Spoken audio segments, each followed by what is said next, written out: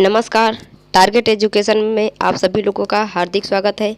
आज हम भारतीय संविधान के कुछ प्रश्न लेके आए हुए हैं जिन्हें हम क्लियर करेंगे, लेकिन उससे पहले वीडियो को लाइक और चैनल को सब्सक्राइब अवश्य कर दें। वीडियो को पूरा ज़रूर देखें, ठीक है।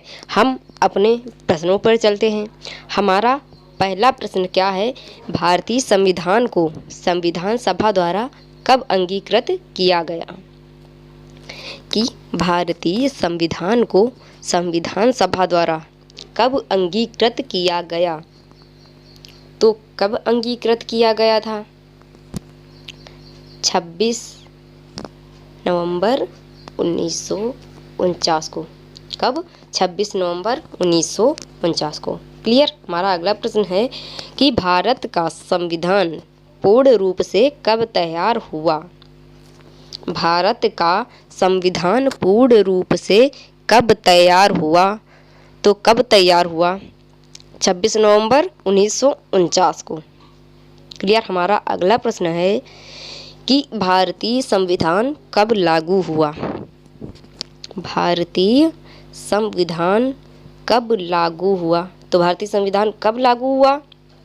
1950 को, 26 जनवरी 1950 को। क्लियर।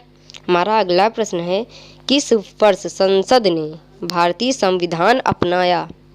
किस वर्ष संसद ने भारतीय संविधान अपनाया?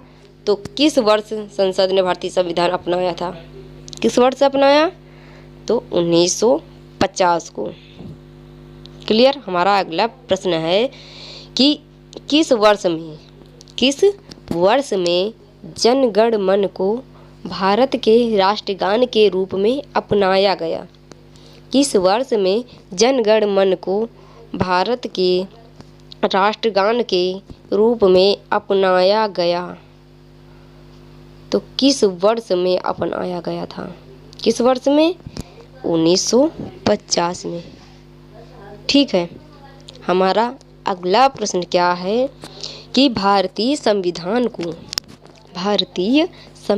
को किस सभा द्वारा अपनाया गया था? भारतीय संविधान को किस सभा द्वारा अपनाया गया था? तो संविधान सभा द्वारा अपनाया गया था। क्लियर।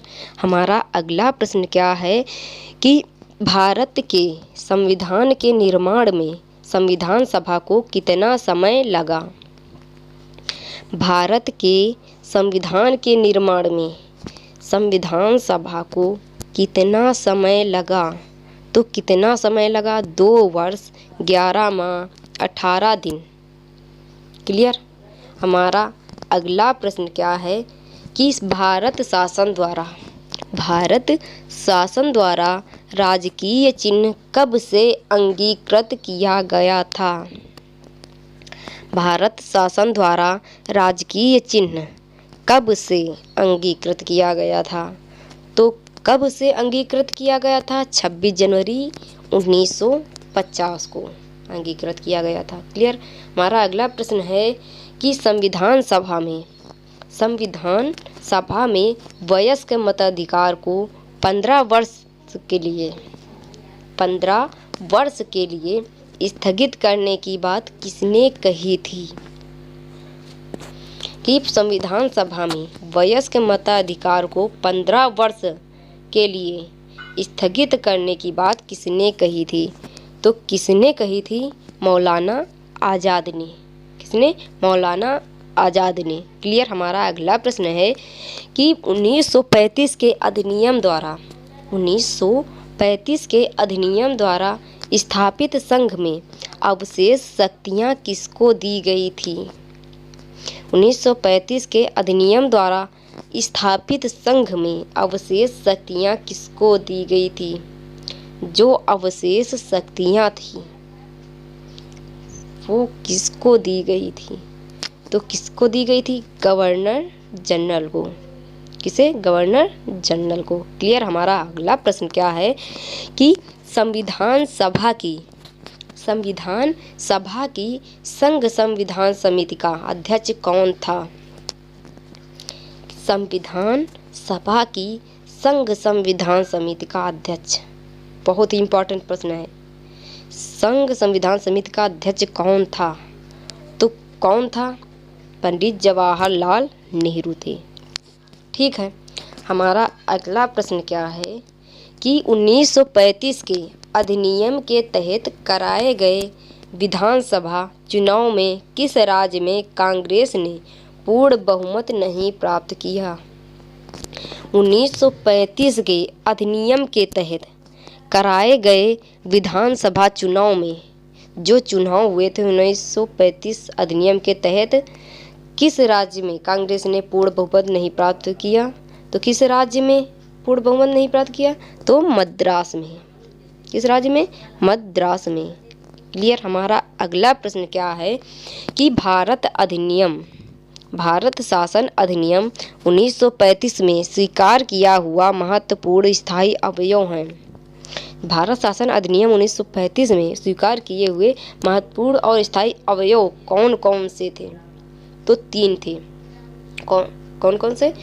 3 थे। वो अवयव कौन है?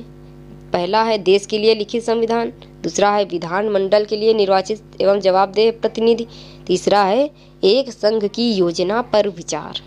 क्या? एक संघ की योजना पर विचार। क्लियर। हमारा अगला प्रश्न है कि संविधान सभा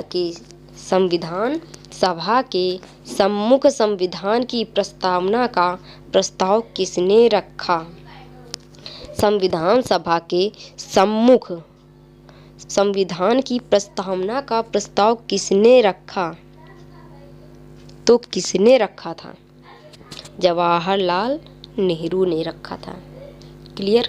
हमारा अगला प्रश्न क्या है कि भारत के संविधान में केंद्र और राज्यों के बीच किया गया शक्तियों का विभाजन किस योजना पर आधारित था? भारत के संविधान में केंद्र और राज्यों के बीच किया गया शक्तियों का विभाजन किस योजना पर आधारित था? तो किस योजना पर आधारित था? भारत सरकार अधिनियम 1935। क्लियर। हमारा अगला प्रश्न क्या है कि 1946 के चुनाव के पश्चात मुस्लिम लीग ने किस प्रांत में अपनी सरकार बनाई? 1946 के चुनाव के पश्चात मुस्लिम लीग ने किस प्रांत में अपनी सरकार बनाई? तो किस प्रांत में? उत्तर पश्चिम सीमा प्रांत में। क्लियर। हमारा अगला प्रश्न क्या है कि किसने सुझाव दिया था कि भारत की स्वतंत्रता के बाद भारतीय राष्ट्रीय कांग्रेस को एक राजनैतिक दल के रूप में भंग किया जाना चाहिए?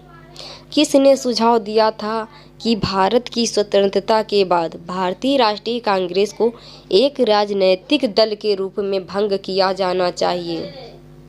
ये बात किसने कही थी? तो किसने कही थी? महात्मा गांधी ने। किसने? महात्मा गांधी ने कही थी। क्लियर। हमारा अगला प्रश्न क्या है कि भारत सरकार अधिनियम 1935 में ब्रिटिश भारत के सूबों और भारतीय रियासतों के एक संघ पर आधारित गठन का उपबंध किया। कि भारत सरकार अधिनियम 1935 में ब्रिटिश भारत के सूबों और भारतीय रियासतों के एक संघ पर आधारित गठन का उपबंध किया गया। किस संघ पर आधारित गठन का उपबंध किया गया? बहुत ही अच्छा प्रश्न है। वीडियो पर बने जरूर रहिए, वीडियो को अंत तक जरूर देखना। बहुत ही अच्छे प्रश्न है कि एक संघ पर आधारित गठन का उपबंध, एक संघ पर आधारित गठन का उपबंध किया गया। किस पर? ऑल इंडिया फेडरेशन पर। किस पर? ऑल इंडिया फेडरेशन पर। क्लियर। हमारा अगला प्रश्न क्या है? भारत को संविधान सभा के भारत को संविधान सभा ने राष्ट्रीय ध्वज का प्रारूप कब अपनाया था? भारत को संविधान सभा ने राष्ट्रीय ध्वज का प्रारूप कब अपनाया था? तो कब अपनाया था? 22 जुलाई 1947 को। ये रहे हमारे भारतीय संविधान के प्रश्न। अगर आपको हमारा वीडियो पसंद आया हो तो वीडियो को लाइक ज़रूर करना। धन्यवाद।